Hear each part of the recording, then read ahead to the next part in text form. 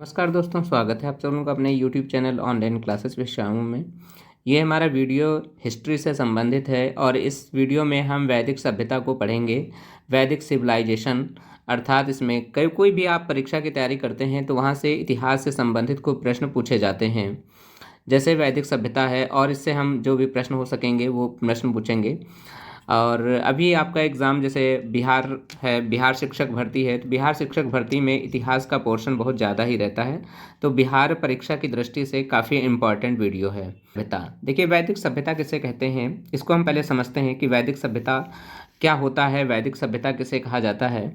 तो वैदिक सभ्यता को सबसे पहले हम समझते हैं कि सिंधु घाटी जो है, हमारी सिंधु घाटी सभ्यता के पश्चात भारत में जिस नवीन सभ्यता का विकास हुआ है उसे ही आर्य अथवा या वैदिक सभ्यता या वैदिक काल के नाम से जाना जाता है। आप यूँ समझ सकते हैं कि सिंधु घाटी सभ्यता के पश्चात भारत में जिस नवीन सभ्यता का विकास हुआ है उसे ही आर्य आर्य अथवा या वैदिक सभ्यता या वैदिक काल के नाम से जाना जाता है। देखिए कोई भी यहाँ पूछा जा सकता है, आर्य काल किसे कहते हैं या वैदिक सभ्यता किसे कहते हैं या वैदिक काल के नाम से किसे जानते हैं, तो कुछ भी पूछा जाए यहाँ से आराम से आसानी से आंसर कर सकते हैं। वैदिक सभ्यता या वैदिक काल की जानकारी हमें मुख्य रूप से वेदों से प्राप्त होती है। तो ये पूछ लिया जाता है कभी कभी प्रश्न कि वैदिक सभ्यता की जानकारी कहाँ से प्राप्त होती है, तो वेदों से प्राप्त होती है, इसे ध्यान रखिएगा। वैदिक काल है, देखिए वैदिक काल का काल ये कब से कब तक चलता है, तो 1500 ईसा पूर्व से लेकर के 600 ईसा पूर्व तक ये काल रहता है। कौन सा? वैदिक सभ्यता का काल 1500 ईसा पूर्व से लेकर के 600 ईसा पूर्व तक इसका काल रहता है। और इसे मुख्य रूप से दो भागों में विभाजित किया गया है। कौन कौन से? एक तो ऋग्वैदिक काल है, ऋग्वैदिक काल, और एक बांटा गया है उत्तर वैदिक काल। ऋग्वैदिक काल का समय कब से कब तक माना गया है, तो 1500 ईसा पूर्व से लेकर के 1000 ईसा पूर्व तक जो काल रहा है उसे ऋग्वैदिक काल के नाम से जाना गया है।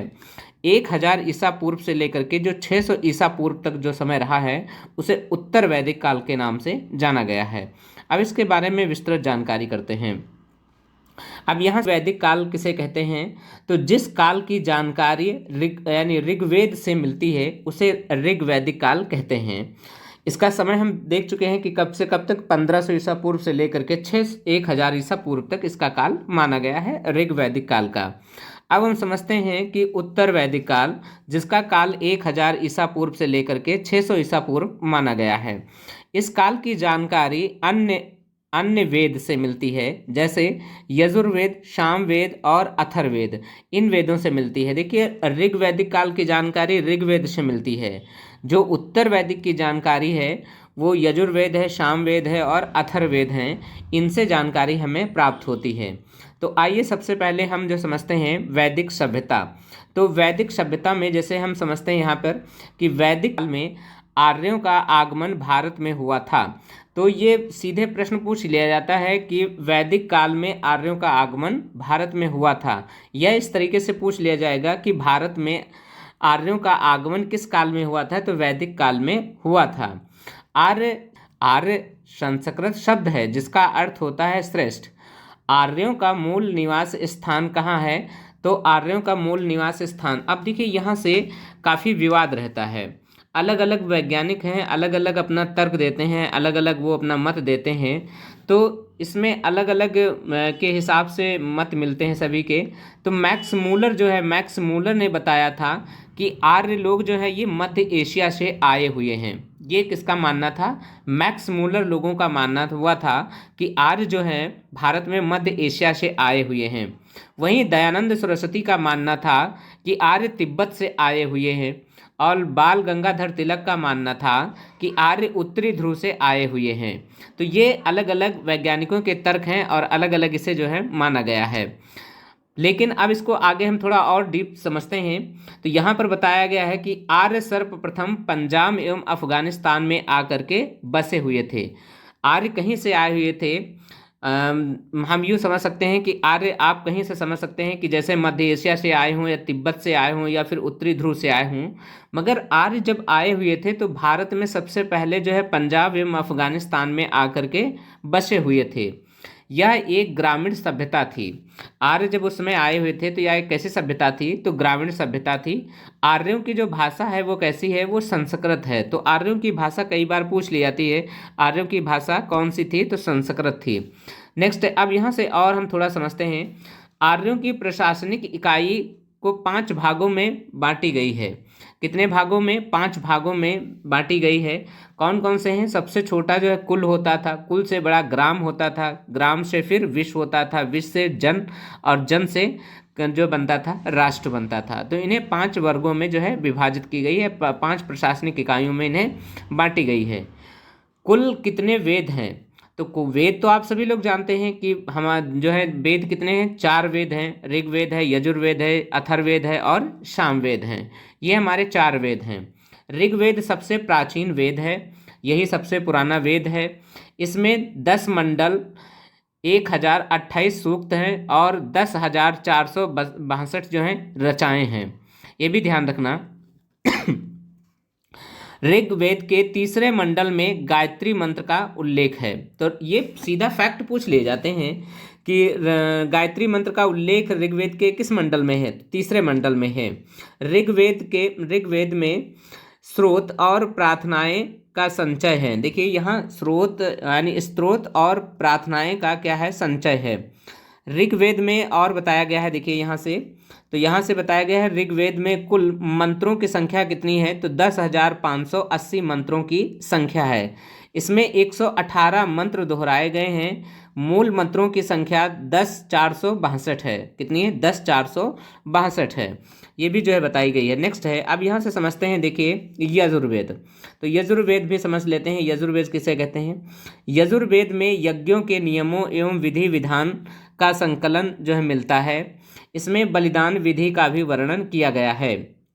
देखिए यजुर्वेद में जो है यज्ञों के नियमों एवं विधि विधान का संकलन मिलता है। इसमें बलिदान विधि का वर्णन भी किया गया है। फिर समझते हैं सामवेद। सामवेद, साम का शाब्दिक अर्थ होता है गान। साम का शाब्दिक अर्थ होता है गान। इसे भारतीय संगीत का जनक कहा जाता है। किसको, सामवेद को जो है भारतीय जनक का क्या कहा गया है, संगीत माना गया है। इसमें जो है संगीतमय स्रोत का वर्णन है, किसमें, सामवेद में, क्योंकि इसीलिए इसको संगीत का जनक माना जाता है। नेक्स्ट अब समझते हैं हम अथर्ववेद। अथर्ववेद में क्या बताया गया है, तो अथर्ववेद जो है अथवा ऋषि द्वारा रचित एक वेद है। कौन सा, अथर्ववेद जो है ये ऋषियों के द्वारा एक रचित वेद है। इसमें 731 मंत्र हैं और लगभग 6,000 पद्य हैं। अथर्ववेद का संबंध जो है चिकित्सा, तंत्र मंत्र और जादू टोना वशीकरण से है। सीधे सीधे फैक्ट पूछ लिए जाते हैं कि वशीकरण का संबंध किस वेद में बात कही गई है, तो अथर्ववेद में बात कही गई है। जादू टोना, चिकित्सा, तंत्र मंत्र ये सब किस में है, तो ये सब अथर्ववेद में है। नेक्स्ट हम समझते हैं आगे, देखिए कितने हैं, यह ऋग्वेद, सामवेद, यजुर्वेद और अथर्ववेद, ये हमारे 4 वेद हो गए। पुराण कितने हैं, तो पुराण 18 है, पुराणों की संख्या 18 मानी गई है। उपनिषद कितने हैं, तो उपनिषदों की संख्या 108 मानी गई है। नेक्स्ट है, ये उपनिषद कितने हैं, 108 हैं।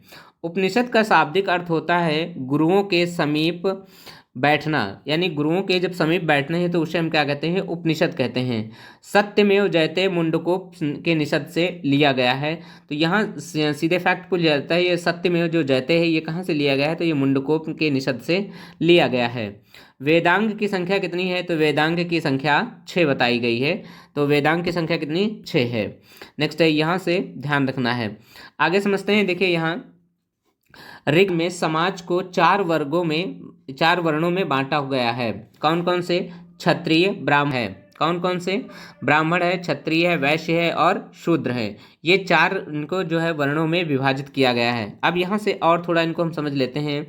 देखिए यहाँ से कहा गया है कि ऋग वैदिक काल में वर्ण व्यवस्था के आधार पर निर्धारित किए गए थे। किसके आधार पर, ये वर्ण व्यवस्था के आधार पर इनको जो है निर्धारित किए गए थे। अब इसे हम समझते हैं वैदिक काल के देवता। तो वैदिक काल के देवता कौन कौन से होते हैं, तो इंद्र हैं। इंद्र ये भी यानी ये वैदिक काल के देवता कहलाते हैं। कौन, इंद्र। ये इंद्र जो हैं ये आर्यों के सर्वाधिक प्रिय देवता थे। इन्हें युद्ध या वर्षा का देवता माना जाता था और इन्हें पुरंदर भी कहते थे। ये ध्यान रखना कि पुरंदर किस देवता को माना गया है, तो इंद्र देवता को माना गया है, या इंद्र देवता को पुरंदर भी कहा जाता है। फिर नेक्स्ट है अग्नि को भी देवता माना गया है, तो आग के देवता को भी क्या कहा गया है, ये वैदिक काल के क्या है, देवता है। वरुण को भी देवता माना गया है, तो वायु जो है, वायु देवता, इसको भी माना गया है। सोम को भी यानी जंगल के देवता को भी माना गया है। मारुत को यानी तूफान के देवता को भी माना गया है। और रुद्र, ये सबसे क्रोध वाले देवता माने गए हैं। कौन से? रुद्र। तो यहाँ से भी सीधे फैक्ट ऐसे ही पूछ लिए जाते हैं। अब नेक्स्ट हम समझते हैं, देखिए ऋग्वैदिक काल की नदियाँ। तो ऋग्वैदिक काल की नदियाँ कौन कौन सी हैं? तो ये प्राचीन नदियाँ हैं और ये आधुनिक नदियाँ हैं। प्राचीन काल यानी जो पहले नदियाँ थी, आधुनिक मतलब जो आज की नदियाँ हैं। तो देखिए जो सतलज नदी है, सतलज नदी को पहले किस नाम से जाना जाता था? तो पहले जो है प्राचीन काल में किस नाम से जाना जाता था? सुदुत्री, तो सुदुत्री के नाम से इसे जाना जाता था। चिनाब जो आज नदी है, पहले इसे अस्कनी के नाम से जाना जाता था। व्यास नदी है, इसे पहले बिपाशा के नाम से जाना जाता था। काबुल नदी जो है उसे किस नाम से जाना जाता था? कुब्भा, तो कुब्भा नदी के नाम से जाना जाता था। नेक्स्ट है गंडक नदी है, तो गंडक नदी को किस नदी के नाम से जाना जाता था? तो सदा नीरा के नाम से जाना जाता था। नेक्स्ट यहाँ पे देखिए रावी नदी है, रावी को परुष्णवी नदी कहा जाता था। झेलम नदी को जाता था। घग्गर नदी को सरस्वती नदी कहा जाता था। और कुर्रम नदी को क्रमु कहा जाता था। ये यहाँ से सीधे फैक्ट पूछ लिए जाते हैं। अब हम नेक्स्ट आगे और समझते हैं। यहाँ से देखिए वैदिक काल के 6 दर्शन। तो 6 दर्शन कौन कौन से हैं? वेद और उपनिषद को पढ़कर ही 6 ऋषियों ने अपना दर्शन गढ़ा है। इसे ही भारत में का सांख्य दर्शन भी कहते हैं, यानी षड दर्शन भी कहते हैं। तो सांख्य दर्शन कौन है? सांख्य दर्शन के कौन है? कपिल हैं। सांख्य दर्शन के कौन है? कपिल हैं। न्याय हैं। योग दर्शन के कौन है? पतंजलि हैं। और वैशेषिक दर्शन कौन है? तो कणाद हैं। और उत्तर मीमांसा के कौन है? तो वादरायण हैं। कौन है? वादरायण हैं।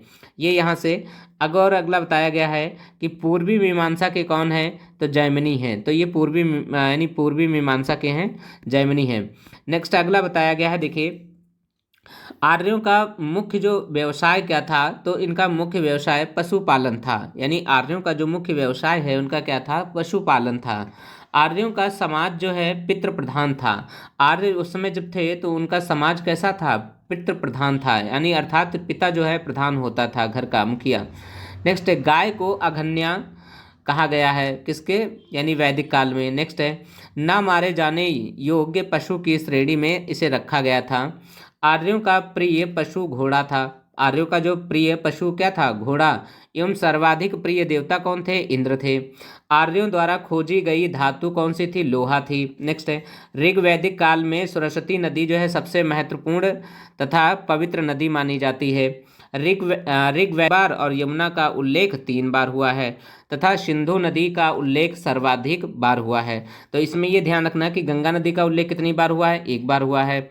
और यमुना नदी का उल्लेख कितनी बार हुआ है? 3 बार हुआ है। और सिंधु नदी का उल्लेख कितनी बार हुआ है? तो सर्वाधिक जो है सिंधु नदी का उल्लेख हुआ है। इसलिए जो है अब यहाँ से ये सीधे सीधे ऐसे फैक्ट पूछ लिए जाते हैं। नेक्स्ट आगे समझते हैं। उत्तर वैदिक काल में इंद्र की बजाय प्रजापति को सर्वाधिक प्रिय देवता बन गए थे। उत्तर वैदिक काल में जो है वर्ण व्यवस्था की बजाय जन्म के आधार पर निर्धारित होने लगे थे। ये यहाँ से सीधे सीधे फैक्ट ऐसे पूछ लिए जाते हैं। इसमें य अर्थात जो जौ है, व्रीहि है, धान है, मांड है, उड़द है, दुगध, मसूर है आदि जो खाद्यान्नों का वर्णन यजुर्वेद में मिलता है। नेक्स्ट है उत्तर वैदिक ग्रंथों में लोहे के लिए लौह अयस्क एवं कृष्ण अयस्क शब्द का प्रयोग किया गया है। तो उत्तर वैदिक ग्रंथों में जो है लोहे के लौह अयस्क एवं कृष्ण अयस्क शब्द का जो है प्रयोग हुआ है। अंतरजी खेड़ा में पहली बार जो है कृषि से संबंधित हैं और यह लौह उपकरण से प्राप्त हुए हैं। नेक्स्ट है किससे? लौह से संबंधित जो है प्राप्त हुए हैं। तो ये आज हमारी वीडियो यहीं तक थी। आप सभी लोगों को वीडियो कैसी लग रही है? यदि आप हमारे चैनल पर पहली बार आए हुए हैं तो चैनल को सब्सक्राइब जरूर कर लीजिएगा। और वीडियो अगर आप सभी लोगों को अच्छी लगी है तो वीडियो को लाइक कर दीजिएगा। अपने दोस्तों के पास वीडियो को शेयर कर दीजिएगा। मिलते हैं नेक्स्ट वीडियो में, तब तक के लिए जय हिंद।